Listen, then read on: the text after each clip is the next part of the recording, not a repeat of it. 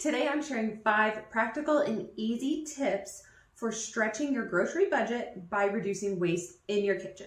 Okay, so we're gonna jump right into it. Again, easy, simple, practical. Tip number 1 has to do with herbs and your fresh items. So first of all, we are gonna touch on cilantro. Cilantro, you get a bundle of it. I typically throw mine in the fridge and it wilts honestly within like about a day. It's so sad. So now, after months of saying I should do this, I started doing it. Get the cilantro home, pick out any pieces that are wilty or getting kind of soggy, throw those out or use them same night if they're usable. Trim the stems just like you would a fresh bouquet of flowers and put them in a cup of water. I only do about an inch or so of water. It is amazing how much that cilantro will suck up that water.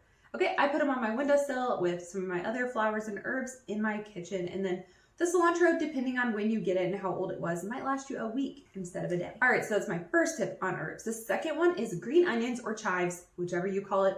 I'm not a chef. I'm just a mom that does my best. Okay, so green onions, chives, whatever you want to call it. I buy them. They're in a little bundle. And what I will do is use them for whatever meal I'm using them for. Maybe they're a topping on like a baked potato, for example. So I'll trim the green portion, cut them down, use them in a meal. And then with what I have left, I will trim the roots a little bit. And then those tops are now cut down. I will actually plant these in dirt. Okay, they have roots. Why not? So I have a little pot that I keep again on my kitchen shelf and I keep dirt in it. The dirt is garbage. I really need to put some fresh dirt in there. It is dry, awful dirt. But guess what? The chives grow. So a bundle of chives will last me about a month. All right, so just plant them, water them, they will grow, and then I trim them down when we have a meal and I want them as a topping or, something in a meal. And they just keep growing. They just keep growing back and back and back. Eventually, after you've had them for about a month or so, maybe 2 months, they start getting really thin, like they don't grow as healthy. And at some point I will toss them out and buy another bundle. Now, both of these things, cilantro and green onions, chives, they cost like $1 at the grocery store. Okay, it's not a huge deal, but we aren't buying them over and over again. We're reducing the waste. Okay, we're giving them a longer life, a longer usable life in our kitchen. Fresh herbs can really up your cooking game. So that is my first tip on prolonging the life of your herbs and trying not to waste them. Tip number 2 is pretty darn simple, and it is to cut your produce immediately. So on this shopping trip, I had a head of lettuce, I had cauliflower, and I had strawberries. I don't put them in the fridge when I get home from the grocery store. I put away what I need to put away, and I leave out the things I want to prep. So I get out that cutting board and I chop everything up, put it in containers. On this day, I got out a large bowl for strawberries, and then my kids ate the strawberries. So that's why that bowl is not very full by the end of this clip. I just think it gives you a better chance at making it. Take cauliflower, for example. I will just throw a little bit of cauliflower in this really small pan that we have, throw in the oven. And for me, I don't want to chop up the whole head of cauliflower when I'm busy in the flow of making dinner. Instead, I'm working on dinner, which might be like chicken or, baked potatoes, whatever. And I can just grab that cauliflower that's already prepped out of the fridge. Olive oil, salt, whatever you want to season it with, and it's good to go. Now, can you still waste food in the fridge even if you chop it? Absolutely, but this gets you one step closer to not wasting it. Work through those veggies, work through those fruits, and then that leads me into tip number 3 on fruits. If your fruits are going bad, if they're just getting to that point, chop them up, throw them in a bag in the freezer for smoothies. Okay, I always have a fruit bag going.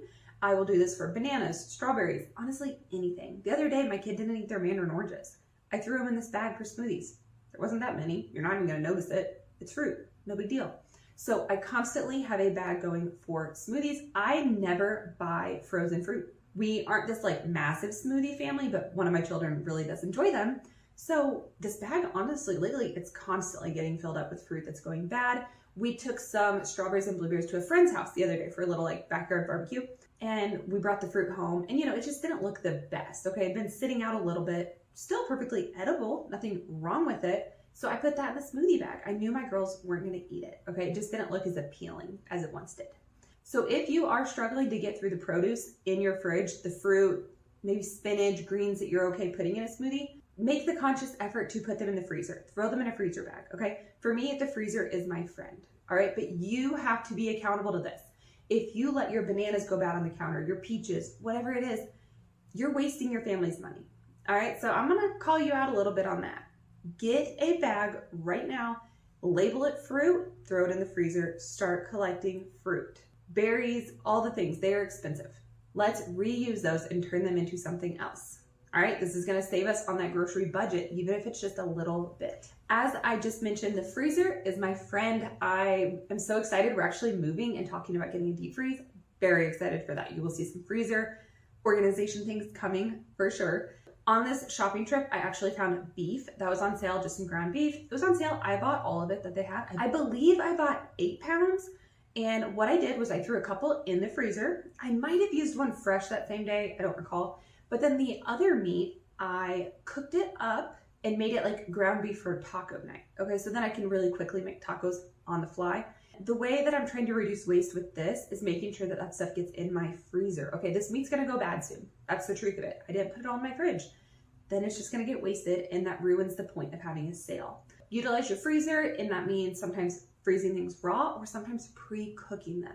I have a whole video going over the 5 meats that I will pre-cook and store in my freezer. I will link that at the end and in the description. It's such a great strategy, especially if you are a working mom. Okay, so check that one out, look for it. And then tip number 5, again, has to do with my freezer, and it has to do with dairy. Okay, so do you ever buy cheese and it goes bad? All right, cheese is very susceptible to growing mold in the fridge.